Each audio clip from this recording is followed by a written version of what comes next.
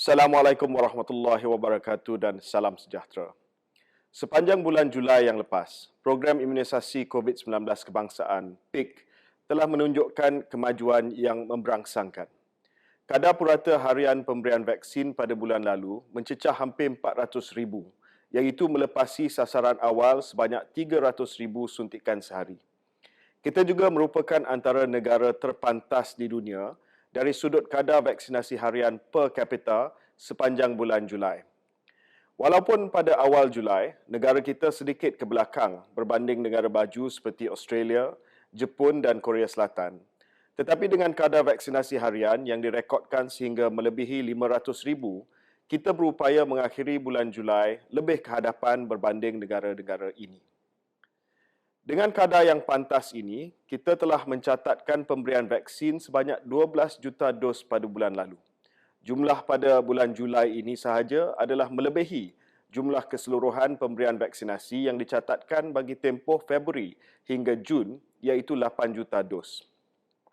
Seperti yang saya pernah nyatakan sebelum ini, kadar dan jumlah vaksinasi adalah bergantung kepada bekalan vaksin yang diterima daripada syarikat pembekal. Dan pada bulan Julai, kadar dan jumlah vaksinasi yang tinggi dapat dicapai apabila negara kita menerima bekalan vaksin yang lebih banyak berbanding bulan-bulan sebelum ini. Pada minggu terakhir Julai juga, kita telah melaksanakan operasi lonjakan kapasiti atau Operation Surge Capacity yang mensasarkan pemberian sekurang-kurangnya 1 dos vaksin kepada 100% penduduk dewasa di Lembah Kelang. Dengan usaha keras terutamanya petugas barisan hadapan, kita berjaya mencapai sasaran yang ditetapkan. Secara puratanya, sebanyak 235,000 dos vaksin sehari telah diberikan sepanjang operasi ini berlangsung di Kuala Lumpur, Selangor dan Putrajaya. Setinggi penghargaan dan terima kasih saya ucapkan kepada semua pihak terlibat dalam menjayakan operasi ini. Kita berharap operasi ini dapat memberikan kesan yang baik apabila kadar kemasukan ke hospital dan kadar kematian daripada COVID-19 akan menurun dalam tempoh beberapa minggu yang akan datang, lebih-lebih selepas semakin ramai melengkapkan vaksinasi dos kedua mereka. Di seluruh negara juga, sudah lebih 40% populasi dewasa telah menerima vaksinasi lengkap, manakala lebih 50% populasi negara telah menerima sekurang-kurangnya 1 dos. Berdasarkan pendaftaran vaksinasi pula, 81% daripada individu yang telah mendaftar telah menerima sekurang-kurangnya 1 dos vaksin.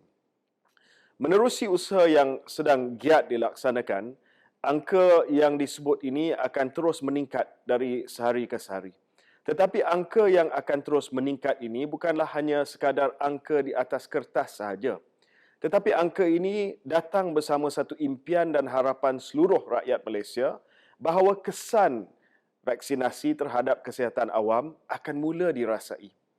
Di beberapa tempat, ikhtiar yang kita usahakan ini telah mula menunjukkan hasil seperti yang diharapkan. Sebagai contohnya di Sarawak dan Labuan. Sehingga kini lebih 56% populasi di Sarawak dan 60% populasi di Labuan telah menerima vaksinasi lengkap. Walaupun varian Delta juga turut menular di Sarawak dan Labuan, kita menyaksikan kadar jangkitan di wilayah ini adalah terkawal. Kemasukan ke hospital juga semakin rendah dengan kadar keperluan ICU telah menurun sehingga 60% di Sarawak dan 100% di Labuan. Dan lebih utama, kematian akibat COVID-19 juga turut dapat dikurangkan di kedua-dua wilayah ini. Bagi bulan Ogos ini, PIK mensasarkan 40% populasi dewasa di setiap negeri akan melengkapkan vaksinasi mereka. Di peringkat nasional pula, kita meletakkan sasaran sebanyak 50% akan menerima vaksinasi lengkap menjelang sambutan Hari Merdeka pada 31 Ogos nanti. Namun di sebalik sasaran angka-angka yang besar ini, kita juga akan terus memastikan kualiti penyampaian pemberian vaksinasi di seluruh negara terus dipertingkatkan dengan keutamaan kepada pengalaman vaksinasi yang baik kepada setiap penerima vaksin. Saya akui masih terdapat beberapa kekurangan yang perlu kita atasi. Pelaksanaan PIK akan terus ditambah baik, termasuklah dengan memastikan tidak berlaku kesesakan di PPV. Dengan lebih banyak PPV walk-in yang akan dilaksanakan selepas ini di negeri-negeri lain, pastinya aspek ini akan diberikan perhatian khusus, termasuklah menerusi penguatkuasaan SOP yang lebih ketat.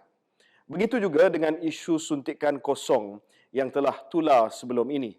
Kami tidak memandang kecil isu ini, malah suatu garis panduan berkenaan perkara ini juga telah dikeluarkan kepada setiap petugas vaksinasi supaya ia tidak lagi berlaku. Walaupun isu kesesakan dan suntikan kosong ini adalah terpencil dan tidak mencerminkan keseluruhan pelaksanaan PIK di lebih 2,000 PPV di seluruh negara, namun suatu kesilapan masih tetap suatu kesilapan.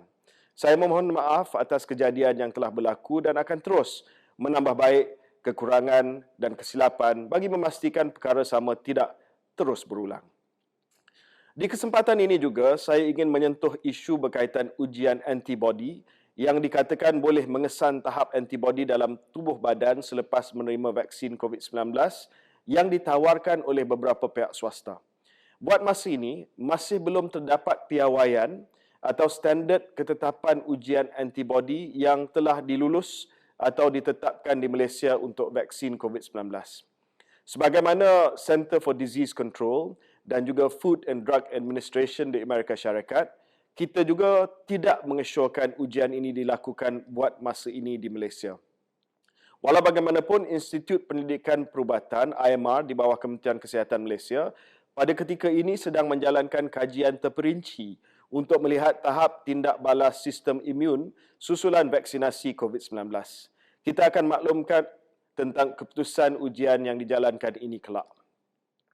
Kita juga akan memulakan vaksinasi kepada golongan remaja berusia 12 hingga 17 tahun yang mempunyai rekod penyakit kronik dan berada dalam kumpulan berisiko tinggi.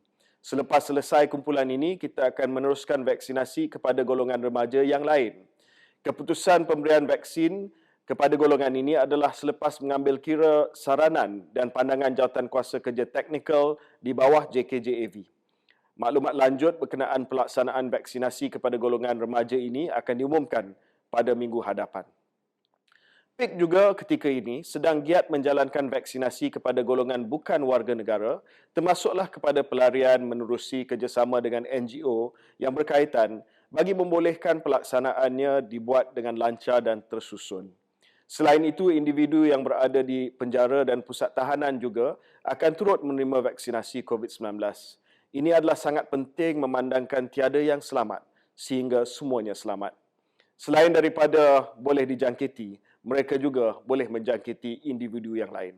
Tuan-tuan dan puan-puan sekalian, kita ketika ini berada di landasan yang tepat untuk mencapai sasaran yang kita tetapkan. Apabila semakin ramai menerima vaksin dalam masa yang terdekat ini, lebih banyak sektor ekonomi dapat dibuka dan lebih ramai orang dapat menjalani kehidupan yang lebih baik.